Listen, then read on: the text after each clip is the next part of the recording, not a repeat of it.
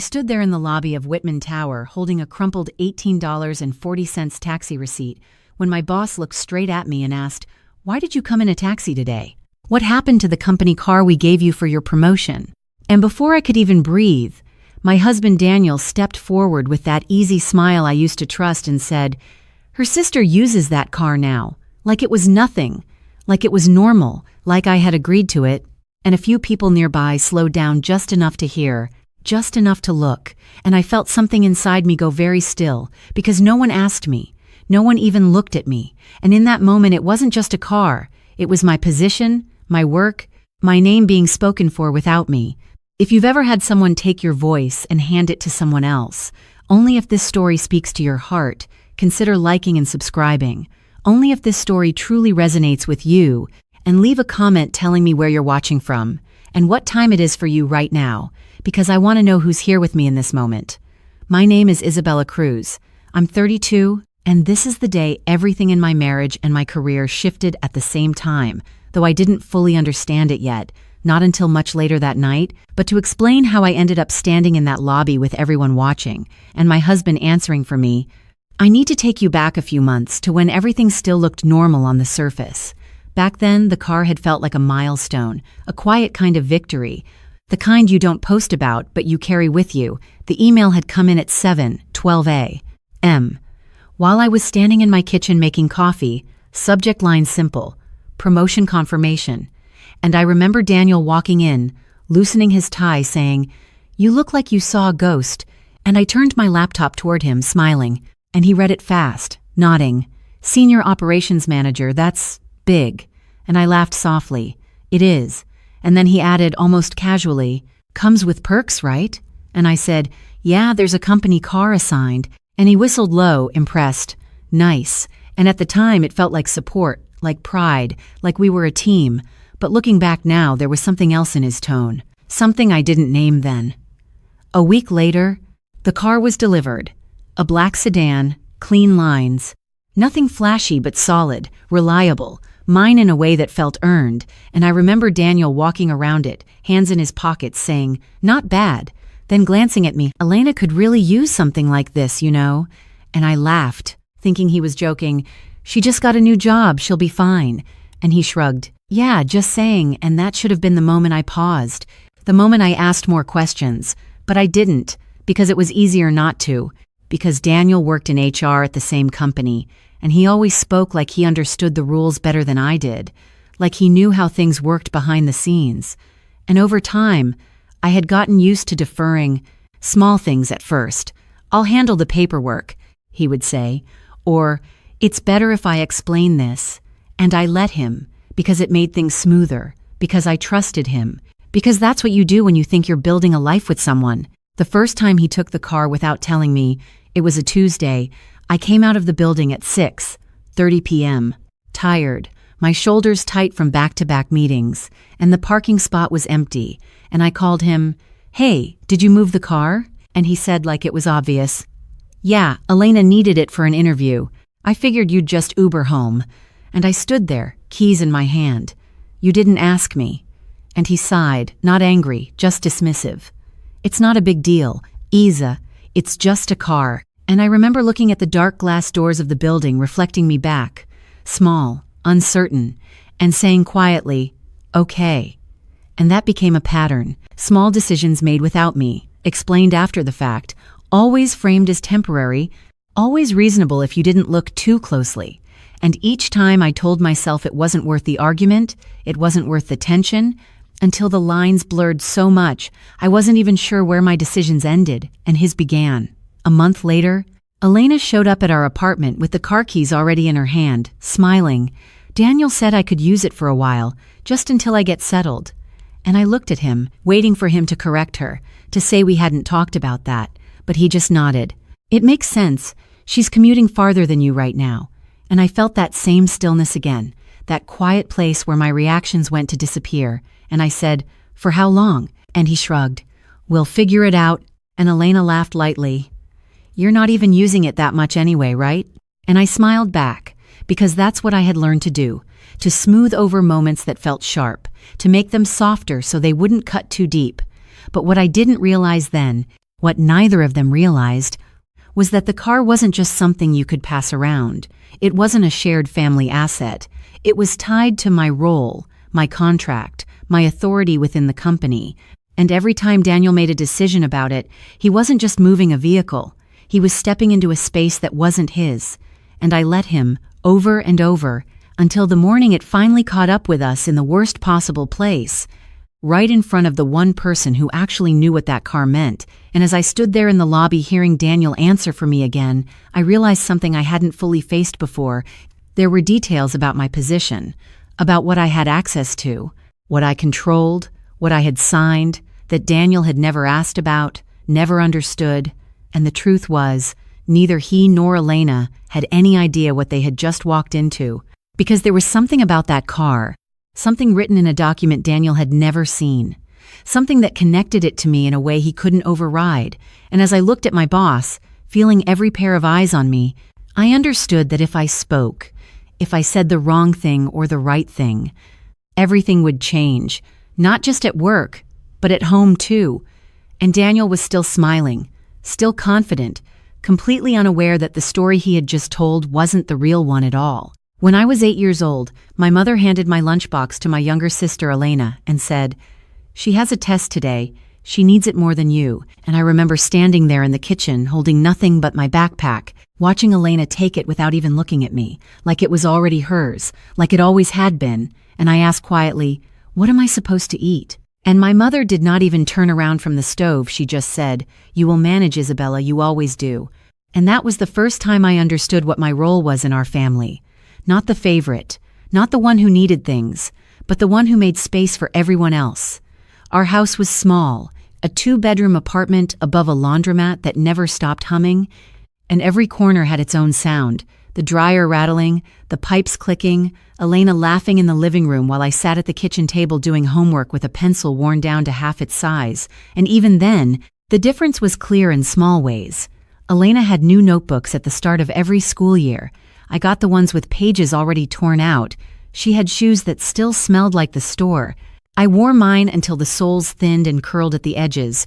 And when I brought it up once, just once, my mother looked at me with that tired expression and said, "Your sister needs confidence. You are already strong." Like strength was something you were supposed to pay for by giving things up. My father worked long hours, gone before sunrise, back after dinner, and when he was home, he mostly stayed quiet, sitting at the edge of the couch with the television on low, nodding along to whatever my mother said. And I remember one night asking him, "Why does Elena get everything first?" And he hesitated just for a second, then said, "It is not about first, Isa, it is about what is needed." And I wanted to ask who decided what was needed, but I did not because I already knew the answer. Elena was never unkind, not in an obvious way. She just accepted things easily, naturally, like the world arranged itself for her without effort. She would walk into my room, pick up my sweater, hold it up and say, "I like this." And I would say, "That is mine." And she would smile, "You have others." And somehow I always ended up saying, "Okay," even when I did not want to, even when it felt like something small was being taken each time, something I could not quite name. Her birthdays were the clearest. Hers were loud, full of decorations and friends and cakes with her name written in bright frosting. Mine were quieter, a small dinner, sometimes a cake, sometimes not. And once, when I turned 13, I remember my mother saying, "We will celebrate yours next week. Elena has something important today." And next week never came. It just folded into everything else, like it did not matter enough to hold its own space. The older I got, the more I leaned into being the one who managed, who adapted, who did not need. I got a part-time job at 16, saving every dollar, helping with bills, telling myself it was temporary, that one day I would build something that was mine and no one could take it. And when I got into college on a scholarship, my mother hugged me tightly and said, "I always knew you would make something of yourself." And I smiled into her shoulder, because I had learned that praise in our house came after you proved you did not need it. Elena did not go to college right away. She tried different jobs, different paths, and every time something did not work out, my mother would say, "She just needs time." And when I sent money home during my second year to help cover rent, my mother called and said, "You are such a good daughter. and then added, almost as an afterthought, "Elena is going through a lot right now." And I remember sitting on the edge of my dorm bed, staring at my laptop screen, feeling that same quiet space inside me open up again, the place where I stored everything I did not say. When I met Daniel, it felt different, like stepping into a life where I would not have to negotiate my worth. In small, invisible ways. He listened, he asked questions, he told me I deserved more, and I believed him. I wanted to believe that I could finally stop being the one who adjusted, the one who gave things up, and for a while, it worked. We built something that felt balanced, or at least it looked that way from the outside. But patterns do not disappear. They just wait. And sometimes they find new ways to come back, quieter, more polished, harder to recognize until you are already standing in the middle of them again. And as I stood there in that lobby, hearing my husband speak for me the same way my family always had, I realized that maybe this had never really been about a car at all. Because the truth was, this was not the first time something that was mine had been handed to Elena without my voice in the room. And this time, something in me was no longer willing to let it pass the way I always had. Not here, not in front of the one person who could see exactly what had been taken, and not when there was a detail about my role, something written down, something official. That meant this situation was about to become a lot bigger than anyone standing in that lobby understood. The first time I felt something shift in my life, in a way that was entirely mine, was the morning I got the call from Mr. Whitman's assistant, her voice calm and precise as she said, "Miss Cruz, he would like to see you in his office at 10:00 a.m. It is regarding your performance review." And I remember looking at the clock, 9:12 a.m., my coffee still untouched, my hands suddenly very aware of themselves. And when I walked into that office later, the glass walls, the city stretched out behind him, he did not waste time with small talk. He just said, "You have been solving problems no one else here could solve." And I sat there, unsure if I was supposed to respond or just listen. And he continued, "I am promoting you to Senior Operations Manager." And for a second I did not say anything, because moments like that do not feel loud when they happen. They feel quiet, almost unreal.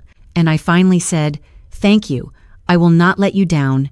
And he nodded, like he expected nothing less. "I know you will not." And that was the moment everything started to change, not just at work, but in the way people looked at me, the way they paused when I spoke, the way decisions started to come through me, instead of around me. When I told Daniel that night, he smiled, pulled me into a quick hug, and said, "I knew you had it in you." But there was something in the way he pulled back, something measured, and I said, "It comes with a bigger team, more responsibility." And he nodded. And more visibility.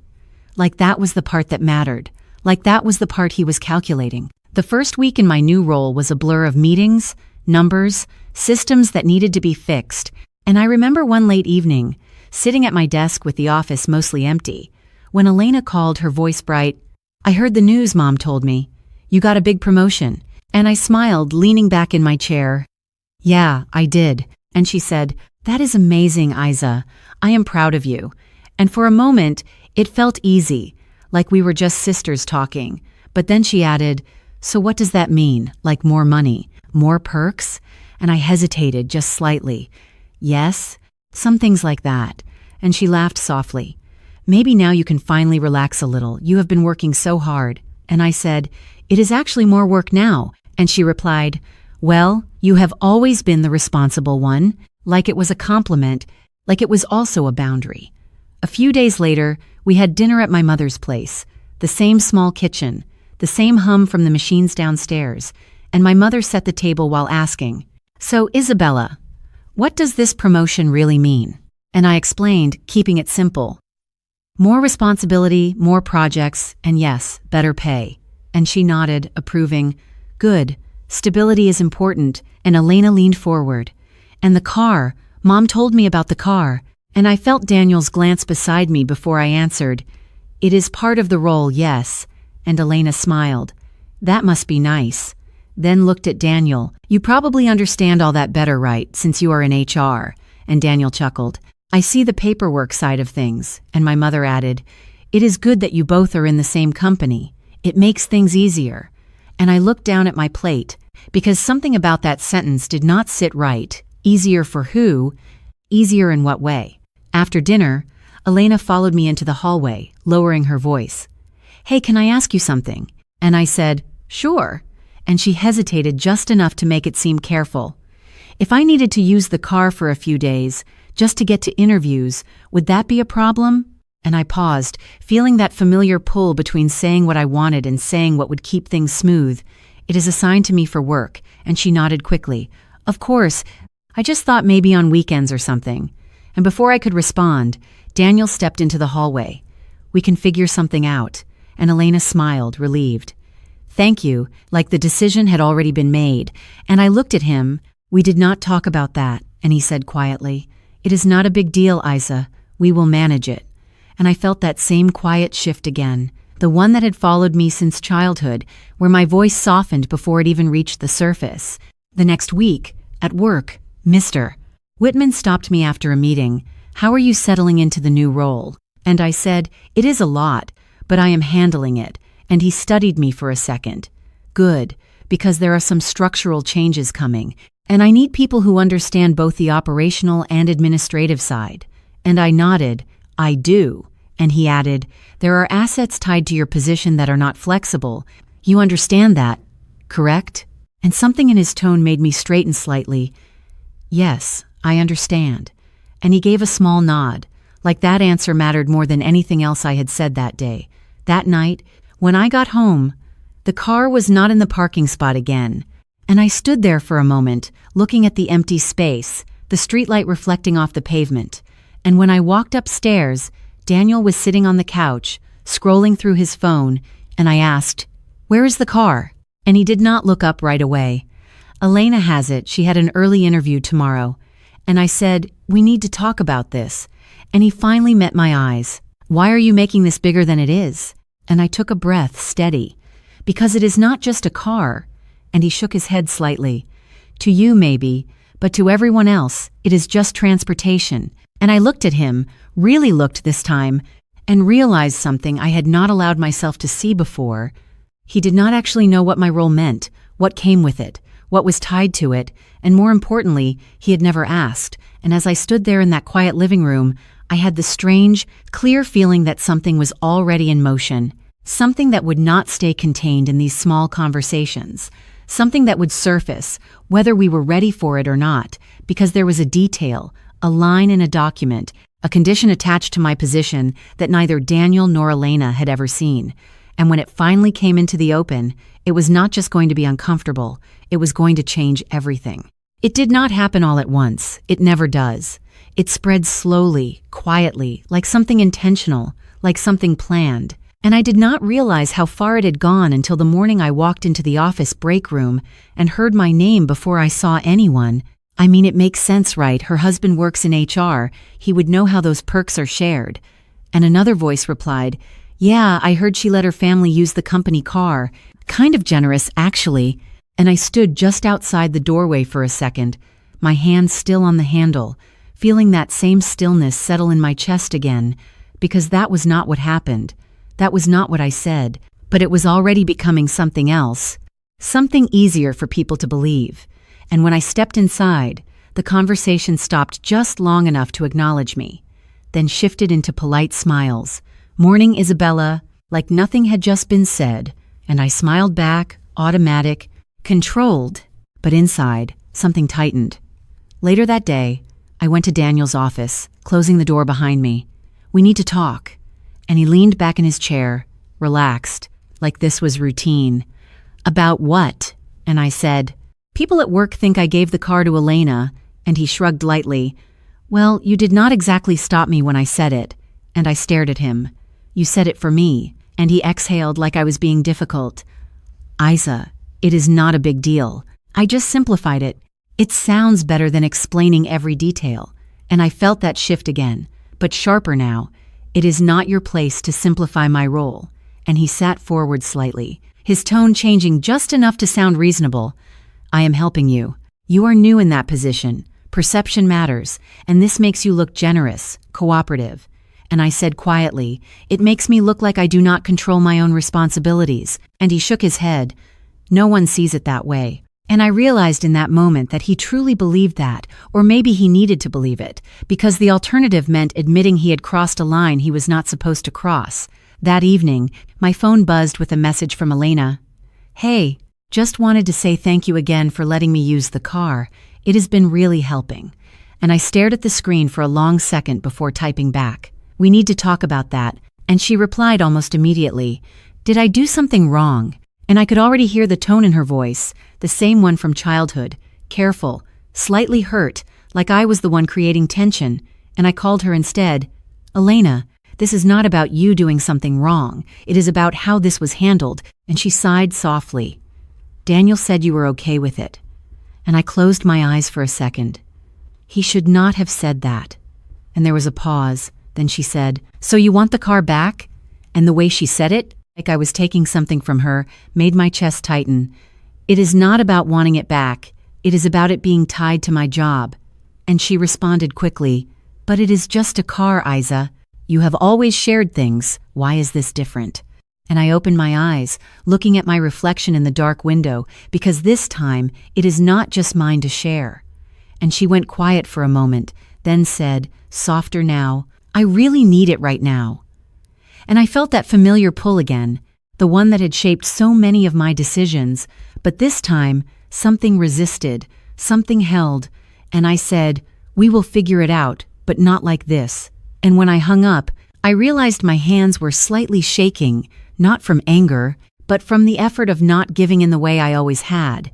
The next morning, I walked into a meeting with 2 department heads, and as we discussed project timelines, one of them glanced at me and said casually, "By the way, heard you are sharing your company car with family. That is generous."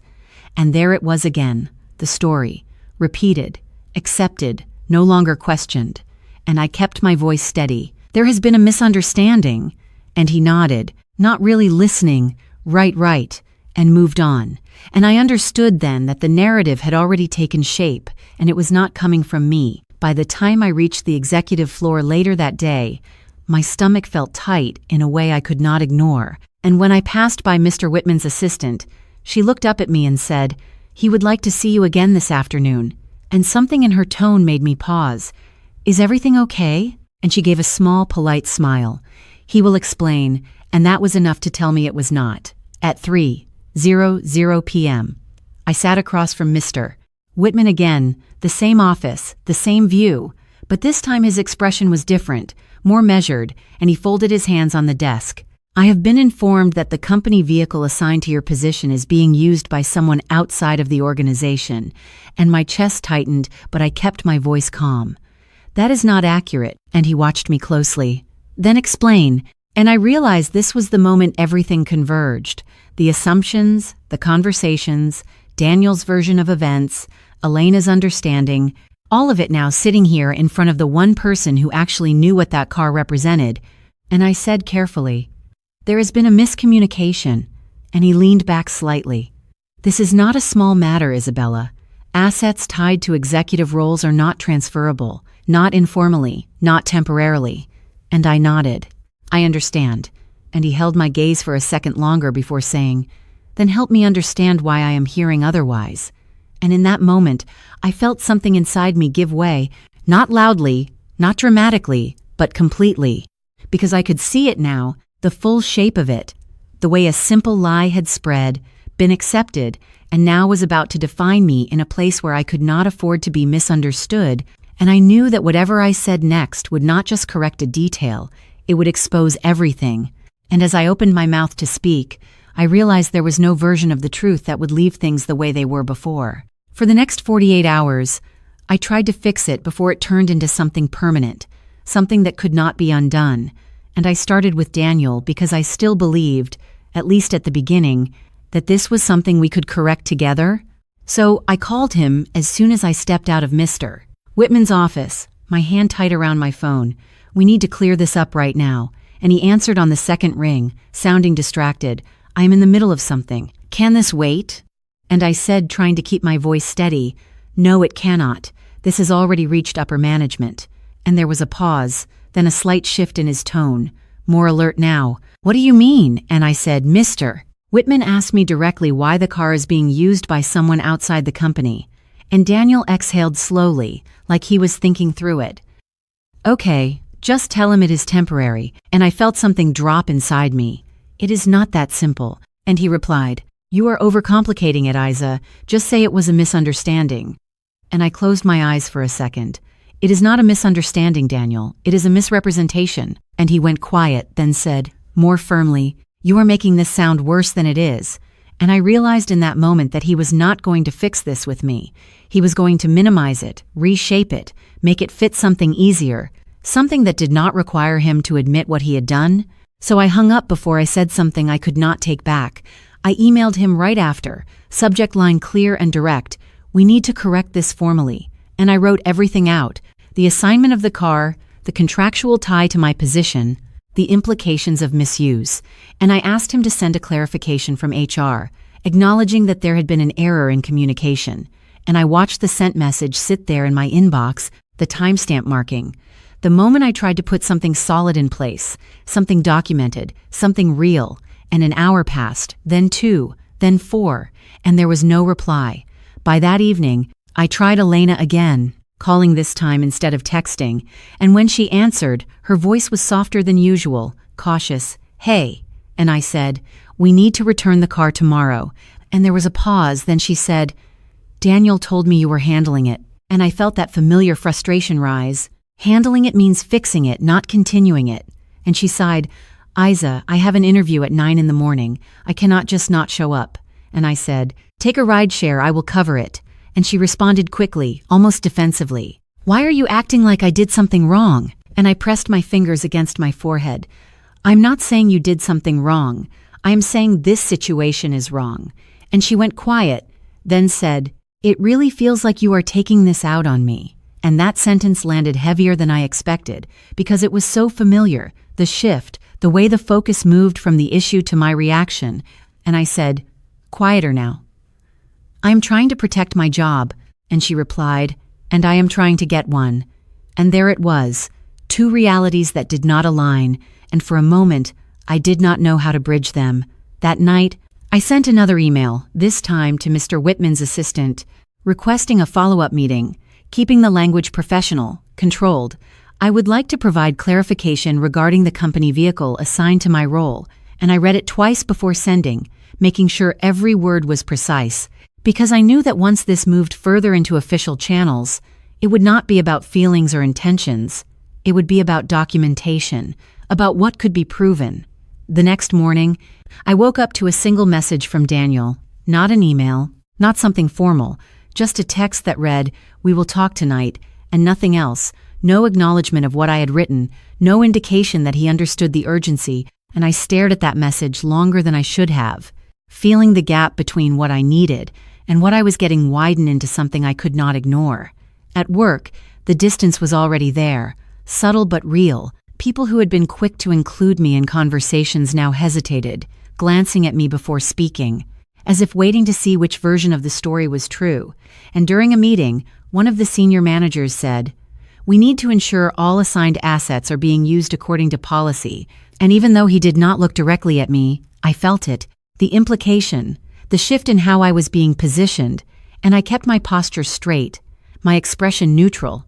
But inside, something was unraveling. By the afternoon, I received a response from the assistant, Mr. Whitman is available tomorrow at 11:30 a.m. And that was it. No context, no reassurance, just a time. And I knew what that meant. This was moving forward, with or without my input.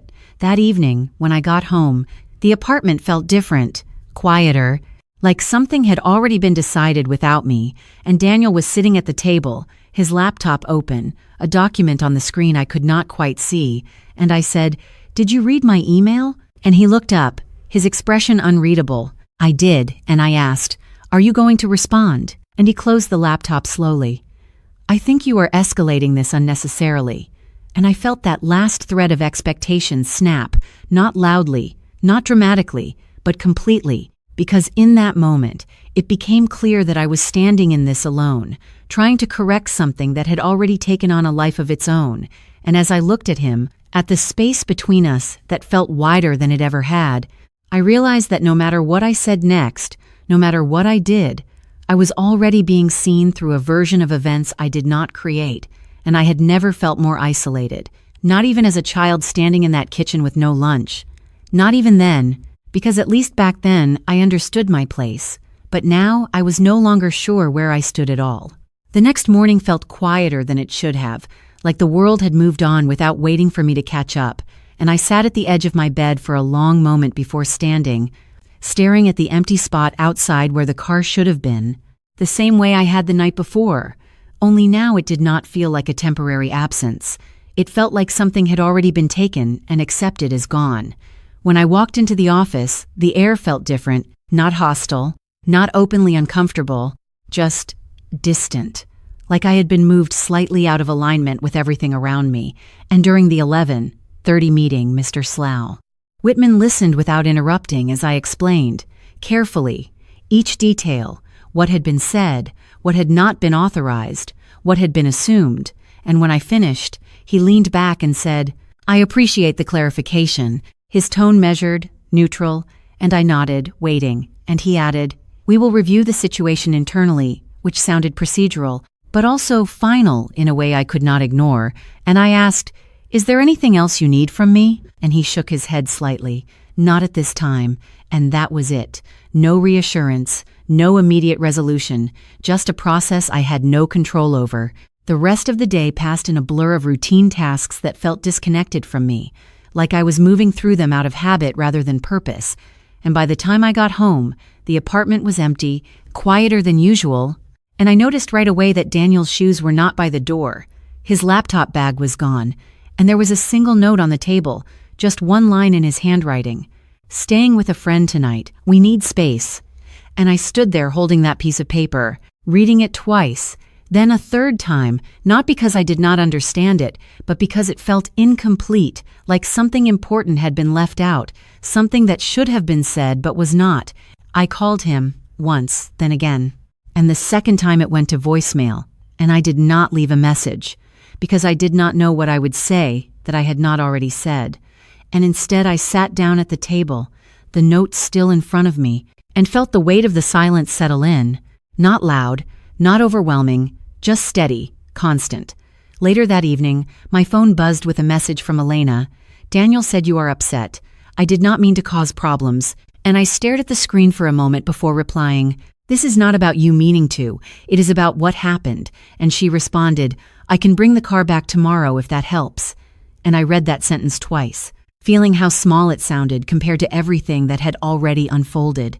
"Yes, please," I typed back, and she sent, "Okay." And that was the entire exchange. Simple, contained, and somehow that made it feel even heavier, because it reduced everything to a single action, like returning the car would undo what had already been set in motion. That night, I did not turn on the television. I did not open my laptop. I just sat there for a long time, the city noise filtering through the windows, distant, steady, and I thought about how easily things had shifted, how quickly something I had worked toward for years had become uncertain, not because of a failure in my work, but because of something outside of it, something personal that had crossed into a space it did not belong. And I realized that the hardest part was not the potential consequences, not even the uncertainty. It was the absence of support where I had expected it most, the quiet realization that the person who should have stood beside me had stepped away instead. The next morning, I woke up before my alarm, the apartment still empty, and for a moment, I did not move, just listened to the silence. And there was a part of me that wanted to stay there, to not step back into the uncertainty of what was waiting at work, what was still unresolved, but another part, quieter, steadier, pushed me forward, and I got up, got dressed, and as I walked out the door, I noticed something I had not paid attention to before, the way the light hit the hallway, the way the air felt, small details that had nothing to do with the situation but grounded me in something real, something unchanged. When I stepped outside, Elena was already there, standing beside the car, keys in her hand, and she looked at me carefully, like she was trying to read something in my expression. "I brought it back," she said, and I nodded. "Thank you." And there was a pause. Then she added, "I did not realize it was this serious." And I looked at her, not with anger, not with blame, just with a kind of clarity I had not had before. "It is not about the car," I said, and she frowned slightly. "Then what is it about?" And I held her gaze for a moment before answering. "It is about understanding where things begin and end." And she did not respond, just nodded slowly, like she was processing it in a way that might take time. As I took the keys from her, I felt the weight of them in my hand, familiar, but different now, and as I drove to work, I realized that something had shifted inside me, not in a dramatic way, not with a clear resolution, but with a quiet recognition that I could not continue the way I had before, that whatever came next, whatever the outcome of the review, whatever happened with Daniel, I would have to move through it differently. And for the first time since all of this began, that thought did not feel like loss. It felt like the beginning of something I had not fully allowed myself to consider before. The next few weeks did not come with any clear resolution. No dramatic meeting, no final decision handed down, just a quiet shift in how I moved through my days, and I stopped waiting for things to go back to what they were because I understood they would not. So instead I focused on what I could control, which was my work, my time, my space, and I started showing up earlier, before most of the office arrived, the lights still dim, the city outside just beginning to wake up, and I would sit at my desk with a cup of coffee, reviewing reports, mapping out problems before anyone else even realized they existed, not to prove anything, not to make a statement, but because it grounded me in something that was entirely mine. One morning, as I was going over a logistics breakdown that had been dragging on for weeks, one of the senior managers, Paul, stopped by my desk and said, "You are here early." And I glanced up. "There is a lot to fix." And he nodded, looking at the screen. "You think you can turn this around?" And I said simply yes. And he watched me for a second, then said, "Let me know what you need." And it was a small moment, but it mattered, not because of what he said, but because of how he said it, like he was acknowledging something without needing it explained.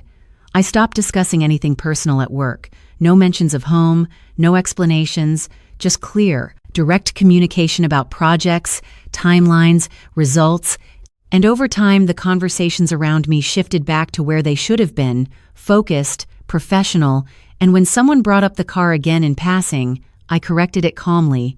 "It has been resolved," and left it there, no extra details, no emotional weight, just a fact. Daniel did not come back right away. And when he did, it was not with an apology or a clear conversation, just a quiet return, his things gradually appearing again, his presence filling the apartment in a way that felt familiar but not the same. And one evening, he stood in the doorway of the kitchen while I was making dinner and said, "We should talk," and I kept my focus on the stove. "About what?" And he hesitated, and then said, "About everything," and I turned off the burner, facing him. "You mean about what happened?" And he nodded. "I think we both overreacted," and I studied his expression for a moment before responding. "I did not overreact," and he exhaled, like he expected that answer. "I was trying to help," and I said, "You were trying to decide for me," and there was a pause, longer this time, and he did not argue, did not push, just said, "I did not realize it would turn into this," and I replied quietly, "That is the problem," and left it there. Because I was no longer interested in explaining something he had never taken the time to understand in the first place. Elena kept her distance for a while. Our conversations reduced to brief messages, simple check-ins, and one afternoon she texted, "I got the job," and I stared at the message, then typed back, "That is good," and she replied, "I wanted to tell you myself," and I said, "I am glad you did." And that was it. No tension, no deep conversation, just a small step towards something neutral, something that did not require me to give more than I had. At work, the projects I had taken on started to show results. Systems that had been inefficient became streamlined, timelines tightened, outcomes improved. And during one meeting, Mr. Whitman looked at a report I had put together and said, "This is what I was expecting when I moved you into this role." And I nodded. "There is still more to improve." And he gave a small, approving smile. There always is, and it was not praise in a loud or obvious way, but it was recognition, and it felt steady, earned, not dependent on anyone else's interpretation of my work. I started making decisions more quickly, more directly, not waiting for confirmation or approval in areas where I already had the authority, and when someone questioned a call I made, I explained it clearly. without hesitation, without softening it to make it more acceptable. And I noticed that the more I did that, the less it was questioned, not because people agreed with everything, but because they understood that I stood behind what I said. One evening, as I was leaving the office, Paul caught up with me near the elevator and said, "You have been handling a lot lately," and I glanced at him. "That is the job." And he nodded. "It is more than that." And I did not respond right away, and he added, "Just so you know, people are noticing," and I pressed the elevator button, watching the numbers above the door, and said, "That is not why I am doing it." And he smiled slightly. I figured. And when the doors opened, I stepped inside, feeling something settle into place that had been shifting for weeks. Not a resolution, not an ending, just a quiet alignment between what I was doing and who I was becoming. As the doors closed, I realized that for the first time in a long time, I was not waiting for something to be given back to me, not waiting for someone to fix what had been broken. I was building something forward, something that did not depend on anyone else's permission. And even though nothing had been officially resolved yet, not at home, not fully at work, there was a sense, subtle but clear, that whatever came next would not define me the way it might have before, because I was no longer standing in the same place, and somewhere ahead, not immediate, not guaranteed, but real, there was the outline of something that looked like success on my own terms. By the time the internal review reached its final stage, something had already shifted in how people responded to me, not just in meetings, but in small, everyday moments. The way conversations paused when I walked in, not out of discomfort anymore, but attention. The kind that comes when people are waiting to hear what you will say next. And I noticed it most the morning. I was handed my updated access credentials, a small envelope placed neatly on my desk by Mr. Whitman's assistant. "These are your revised permissions," she said, her tone steady, professional. And when I opened it, there was a new badge, heavier than the last one, with my name printed clearly, Isabella Cruz, Senior Operations Manager, and below it, a small line that had not been there before, Executive Access. And I ran my thumb over the lettering for a second, not because of what it said, but because of what it represented, something that could not be reassigned, something that could not be spoken for by anyone else. Later that day, during a cross-department meeting, one of the directors started outlining a proposal that did not align with the operational data I had been tracking, and before, I might have waited, let the conversation play out, but this time, I spoke up directly. "That projection does not account for the last 2 quarters. And he paused, looking at me. "What do you mean?" And I slid a printed report across the table. "These are the adjusted figures. If we follow the current plan, we are going to miss the target by at least 12%. And there was a brief silence as he reviewed it. Then he nodded slowly. "We need to revise this." And Mr. Whitman, seated at the end of the table, simply said, "Proceed with Isabella's recommendation." And that was it. No debate, no hesitation, just a clear shift in direction, and I felt it, not as a surge of pride, but as a steady confirmation that I was exactly where I needed to be. After the meeting, Paul caught up with me again near the conference room door. "You handled that well." And I said, "It was necessary," and he smiled slightly. "That is becoming your pattern." And I did not respond, because I knew he was right, but I also knew it was not something I needed to explain. The car situation was formally closed the following week.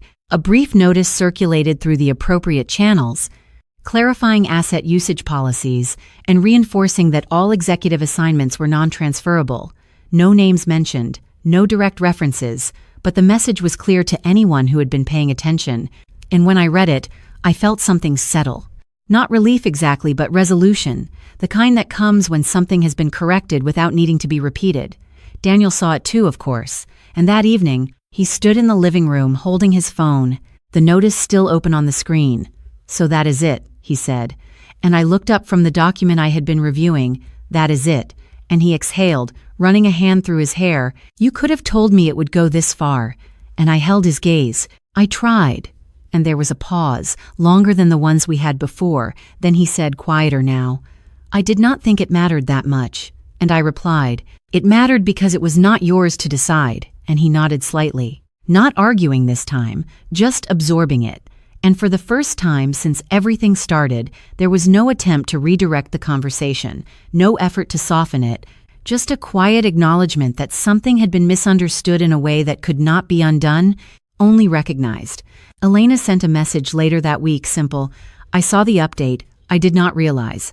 And I responded, "It is handled." And she replied, "I am glad," and that was enough. Not a full repair, not a deep conversation, but a step that did not require me to give more than I was ready to. At work, my responsibilities continued to expand, not suddenly, but steadily. Additional projects, more direct reports, decisions that carried more weight. And one afternoon, as I was reviewing a new initiative with Mr. Whitman, he said, "I am assigning you oversight of the restructuring phase." And I looked at him. "That will require cross-division coordination." And he nodded. "That is why I am assigning it to you." And I accepted without hesitation. Understood. And as I left his office, badge clipped neatly to my blazer, the weight of it familiar now, I realized that the position I held was no longer something I was adjusting to. It was something I had grown into, fully, without needing to prove it to anyone else. That evening, as I walked out of the building, the car waiting where it should have been, I paused for a moment before getting in, not out of uncertainty, but recognition, because this was the same place, the same entrance, the same street where everything had first surfaced, where I had stood holding that taxi receipt, unsure of how things would unfold. And now, as I unlocked the door and sat behind the wheel, there was no hesitation, no second guessing, just a quiet understanding of where I stood and what I carried with me. And as the engine started and I pulled into the flow of traffic, I realized that the moment in the lobby had not been the end of something. It had been the point where everything shifted into focus. And now, as I moved forward, I was no longer reacting to what had happened. I was defining what came next, and that realization brought me back, clearly to where this all began, standing there, hearing my name spoken for, and choosing, for the first time, to take it back. The lobby felt exactly the same as it had that morning. The polished floors reflecting the overhead lights, the quiet hum of conversations layered just beneath the surface. But this time I was not standing outside of it. I was walking into it with full awareness of what was about to unfold. And as the elevator doors opened, I caught my reflection briefly in the mirrored wall. The badge clipped neatly to my blazer, the one that carried more weight now than it ever had before, and I stepped out into the space where everything had started. The memory of that moment still clear, still sharp, but no longer something I was reacting to. It was something I was returning to. Mr. Whitman was already there near the reception area, speaking quietly with two senior executives. And when he saw me, he gave a small nod, the kind that acknowledged presence without needing to draw attention. "Isabella," he said, "we will proceed shortly." And I nodded back. Understood, my voice steady, controlled, and as I stood there, I noticed how the room was beginning to shift, not dramatically, just small movements, people slowing slightly, conversations lowering in volume, a subtle awareness that something was about to happen. Daniel arrived a few minutes later, walking in from the opposite entrance, his posture more rigid than usual, his eyes scanning the room until they landed on me. And for a moment, neither of us moved, just held that space between us, the same distance that had grown over the past weeks now fully visible. And he walked over, stopping just close enough to speak without being overheard. "I did not know this was going to be public," he said, his voice low, and I looked at him. "It is not public, it is necessary." And he exhaled, glancing briefly toward Mr. Whitman. "We could have handled this differently," and I replied, "We had that chance." And there was nothing more to add to that, nothing that would change what had already been set in motion. Elena arrived last, stepping into the lobby with a slight hesitation, her eyes moving between us, then settling on me. "Is everything okay?" she asked quietly, and I held her gaze for a moment before answering, "It will be," and she nodded, though the uncertainty in her expression remained, because she still did not fully understand what this was about, not in the way it needed to be understood. As we moved toward the conference room, the one with the glass walls that overlooked the entire floor, I could feel the shift in atmosphere more clearly now, the way people pretended not to watch while still paying attention, the way the space itself seemed to hold a kind of quiet tension. And when we stepped inside, the door closing behind us with a soft, final sound, it created a separation from everything outside, a contained moment where what was said would not be casual, would not be dismissed. Mr. Whitman took his place at the head of the table, the two executives seated to his right, and he gestured for us to sit. "Thank you for coming," he began, his tone measured. "This is a continuation of the internal review regarding asset allocation and role responsibility," and his eyes moved briefly between me and Daniel before settling back on the table, and I sat upright, hands folded neatly, aware of every small movement, every detail, not because I was nervous, but because I understood the weight of what was about to be clarified. Daniel shifted slightly in his seat, his fingers tapping once against the table before he stopped himself, and Elena sat quietly, her hands clasped together, looking between us, as if trying to piece together something that had not yet been said. "Mr. Whitman continued, "There appears to have been a discrepancy between the assigned use of a company vehicle and its actual use over the past several weeks," and he paused, allowing the statement to settle. "We have reviewed the documentation, the communication records, and the relevant policies." And I felt the room narrow slightly, not physically, but in focus, everything directing toward this moment. Daniel leaned forward slightly. "If I may," he began, his tone controlled, professional. "This was a temporary arrangement that was misunderstood." And Mr. Whitman raised a hand slightly, not dismissive, just enough to pause him. "We will address all perspectives," he said, then looked at me. "Isabella, before we proceed further, is there anything you would like to clarify regarding your role and the assets assigned to it?" And there it was, the opening, the space where everything that had been assumed, simplified, or spoken for would either remain as it was or be corrected in a way that could not be undone. And I felt the stillness return, the same one from that first moment in the lobby. But this time it was not uncertainty, it was clarity, because I knew exactly what needed to be said, and more importantly, what had never been said before. And as I looked at each of them, at Daniel, at Elena, at Mr. Whitman, I understood that the truth about that car, about my position, about what it actually represented, was not just a detail, it was the line that defined everything that had happened. And as I opened my mouth to speak, the room seemed to hold its breath, waiting for the version of the story that would finally replace all the others. "The vehicle assigned to my position is not a general benefit," I said, my voice steady, measured, cutting through the quiet in a way that did not need to be loud, and I saw Daniel's posture shift slightly beside me, just enough to register that this was not going to follow the version he had already told. "It is tied directly to my executive access level, which means it is governed by specific contractual terms that are not transferable." And I paused just long enough for that to settle, watching as Mr. LibriVox 12. Whitman gave a small, almost imperceptible nod, confirming what I was saying without interrupting, and I continued. "Those terms are documented in the agreement I signed when I accepted the role," and I reached into my folder, placing a single printed document on the table, sliding it forward just enough for it to be visible to everyone. Section 4.2 outlines asset allocation and responsibility, including the requirement that the assigned vehicle remains under my direct control at all times. And I could feel Elena's gaze shift toward the paper, her expression tightening slightly as she began to understand that this was not just a misunderstanding, not just a shared assumption. And Daniel leaned forward, his voice controlled but edged now. "You are making this sound more formal than it actually is." And I turned my head slightly toward him, not raising my voice, not changing my tone. "It is formal," I said. "It was always formal." And there was a brief silence, the kind that does not feel empty but full, like something has just been placed clearly in the center of the room where it cannot be ignored. Mr. Whitman spoke then, his tone calm, deliberate. "The documentation supports what Isabella is stating," and one of the executives beside him added, "The assignment is not discretionary, it is role-based." And Daniel's expression shifted again, not defensive yet, but no longer certain, and he said, "I was under the impression that as HR, I could interpret those guidelines more flexibly." And I met his gaze directly. "You were not assigned that authority in this context," and the words landed quietly, but with a clarity that left no room for interpretation.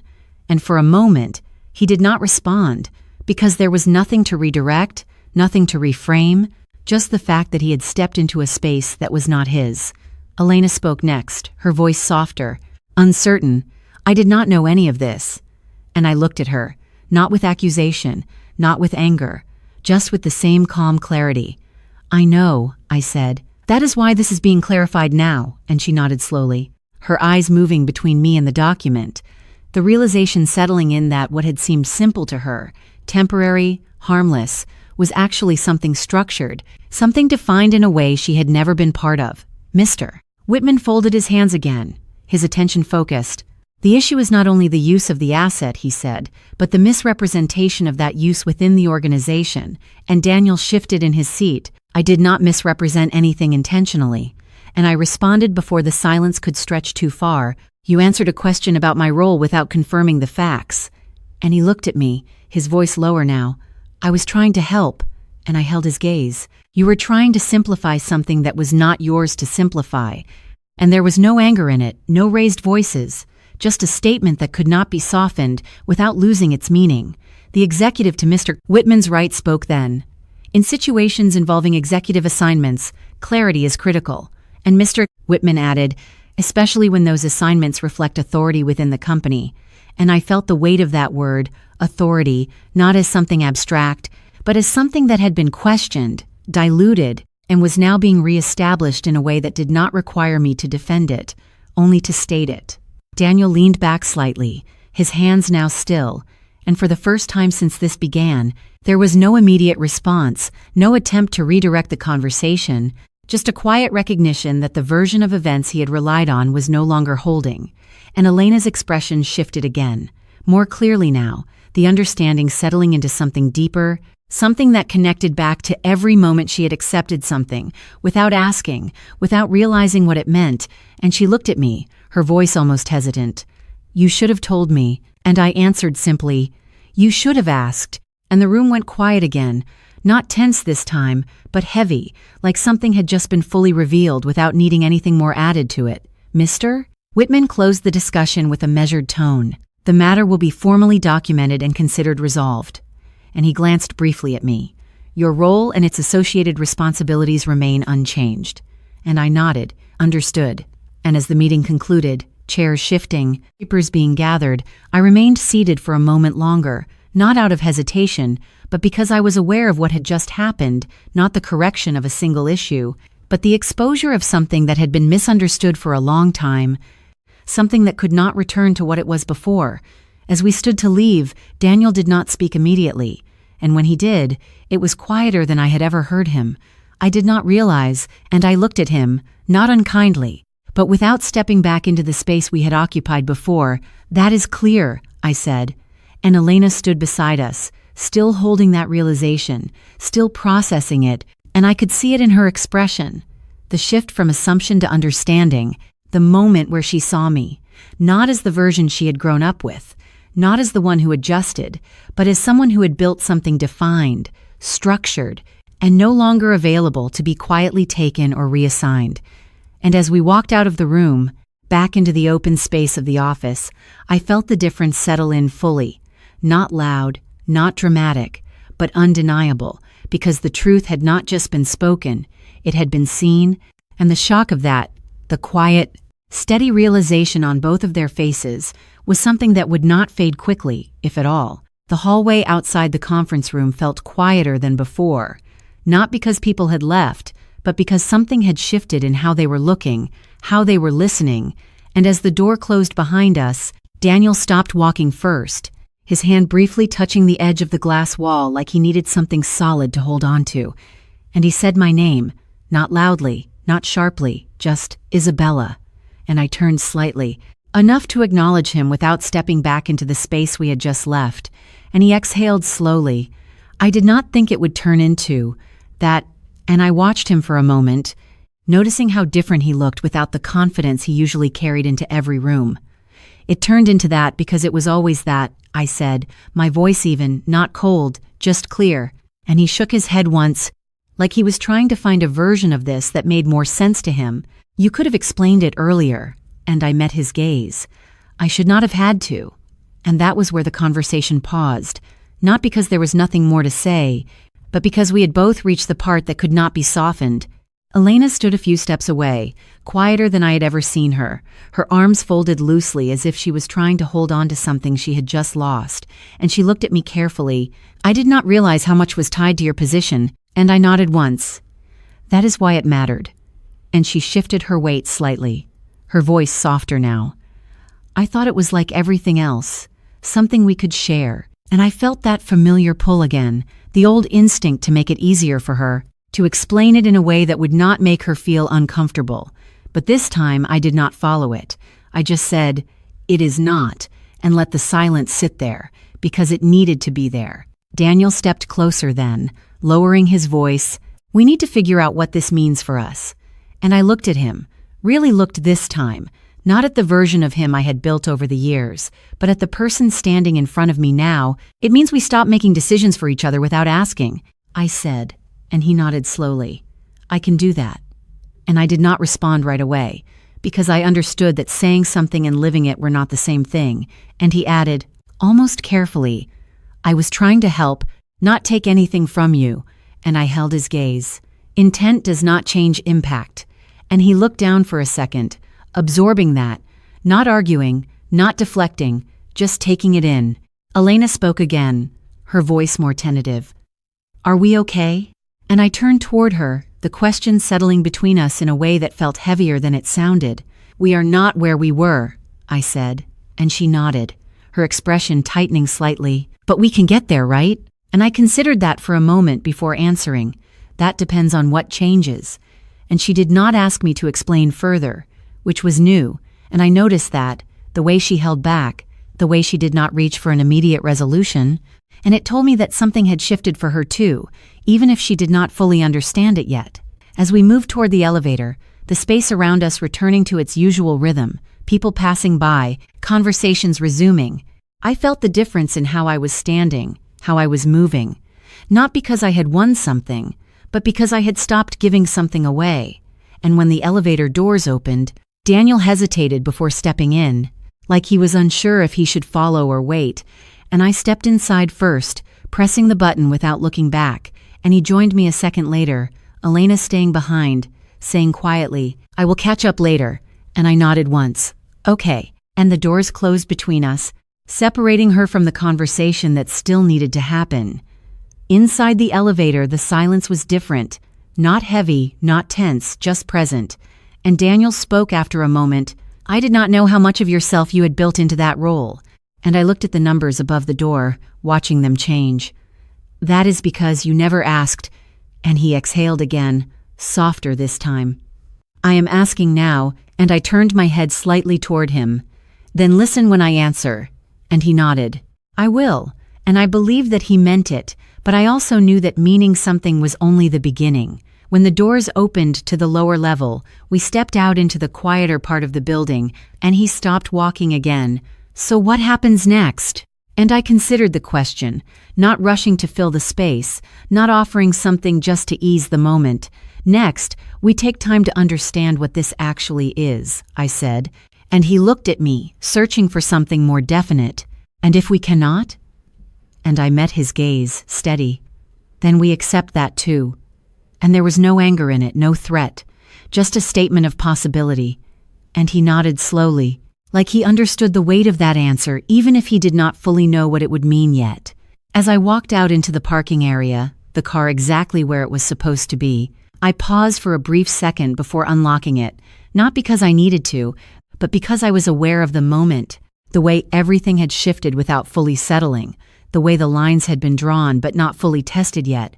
And as I got in and closed the door, the quiet inside felt different, not empty, not isolating, just open, like something unresolved was still moving beneath the surface, something that would take time to fully reveal itself.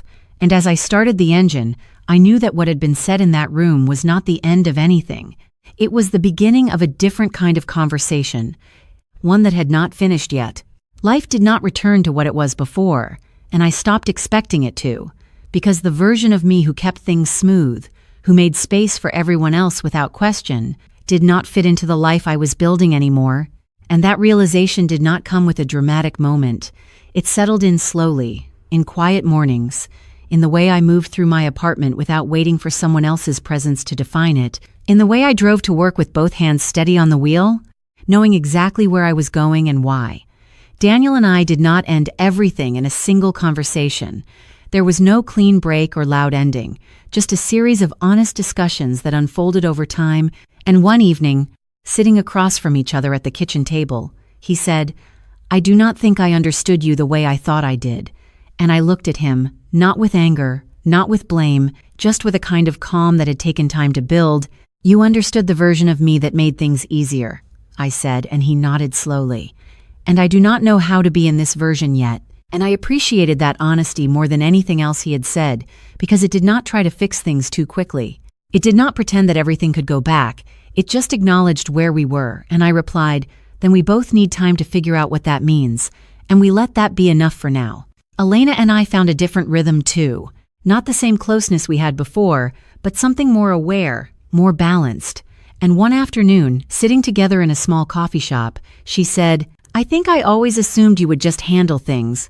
And I smiled slightly, not because it was funny, but because it was true. "I did," I said, and she looked down at her cup, then back at me. "I did not realize what that cost you." And I held her gaze. "I did not either, not at first." And there was a quiet understanding in that moment.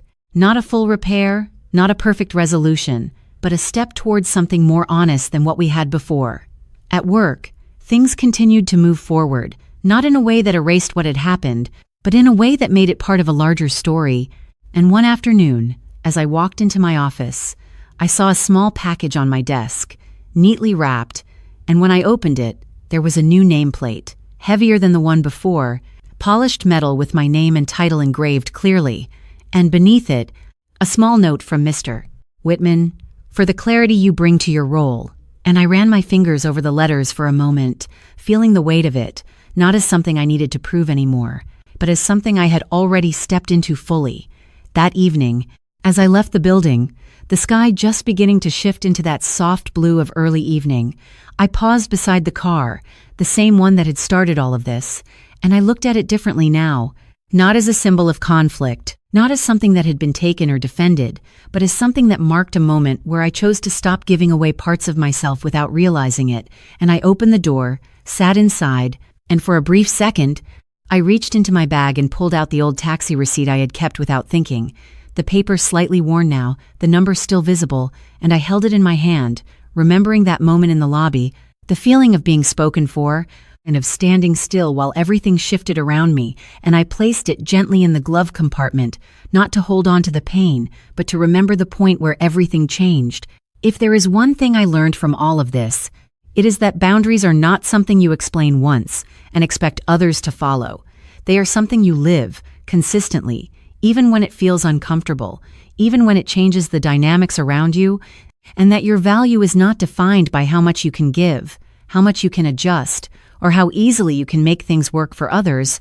It is defined by how clearly you understand yourself, and how firmly you stand in that understanding. If you are listening to this, and you feel like you have been the one who adjusts, the one who gives, the one who makes things easier at the cost of your own clarity, I want you to know that it is not too late to shift that, not in a dramatic way, not all at once, but in small, steady choices that bring you back to yourself. Because sometimes the quiet voice inside you, the one that tells you something is not right, that voice is not there to create conflict. It is there to guide you towards something more honest, something more aligned, and whether you call it intuition, faith, or something deeper, it is worth listening to. Thank you for staying with me through this story, for holding space for these moments, because sharing them is not about reliving the past. It is about understanding it in a way that allows something new to grow from it. And if any part of this resonated with you, if you saw yourself in any of these moments, I hope you take that as a reminder that you are not alone in it, and that your path forward can look different, can feel different, even if it takes time. My name is Isabella Cruz. I am 32, and the lesson I want to leave you with is this. You do not lose yourself all at once. You lose yourself in small moments of silence, and you find yourself the same way, one clear choice at a time. And if you are still here, there are more stories like this waiting for you, stories that might reflect something you have felt but never put into words, So stay a little longer, explore what comes next, and you might find something that speaks to you in a way you did not expect.